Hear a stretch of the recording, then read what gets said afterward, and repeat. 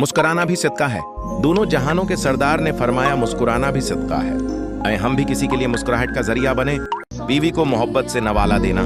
हदीस की रोशनी में क्या अपनी बीवी को नवाला देना भी नेकी है? लोग समझते हैं कि नेकी सिर्फ मस्जिद, रोजा या ज़कात तक महदूद है, लेकिन इस्लाम तो मोहब्बत को भी इबादत बना देता। दोनों जहानों के सरदार ने फरमाया, जो कुछ भी तुम खर्च करते हो अगर अल्लाह की रिजा के लिए हो तो तुम्हें उस पर आजर मिलता है। हाथी की वो लुक़मा भी जो तुम अपनी बीवी के ज़बान पर रखते हो। इस्लाम सिर्फ इबादत नहीं सिखाता, वो मोहब्बत को भी सवाब में बदल देता है। जरूरी बात, मोहब्बत को इबादत बनाएं, अपनी बीवी को प्यार दें। ये हमारे महबूब का तरीका है।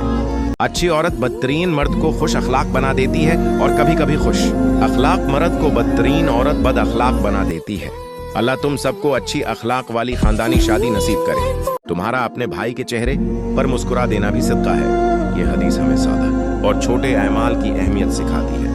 एक मुस्कुराहट भी इबादत बन सकती है, ईद आने वाली है। आए हम भी किसी गरीब के चेहरे का मुस्कुराहट बने।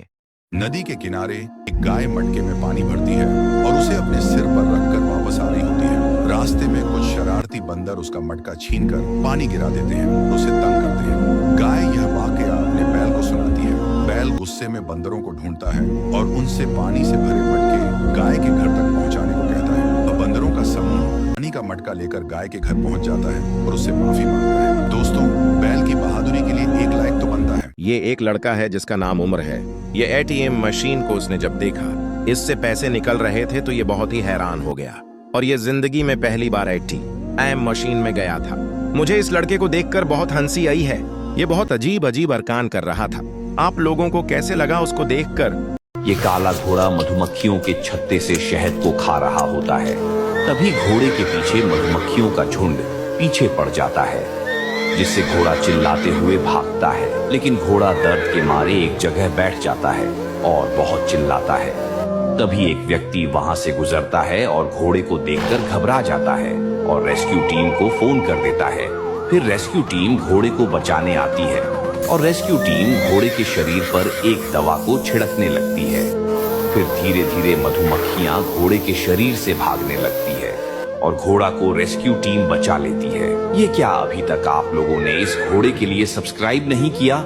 या रोनाल्डो है जो फिलिस्तीन के मुसलमानों के घिने में बहुत गमज़दा सत खादा है और आजकल के मुसलमान के लीडर जो फलस्तीनियों से बेखबर हैं। रोनाल्डो हमसे अच्छा आदमी है।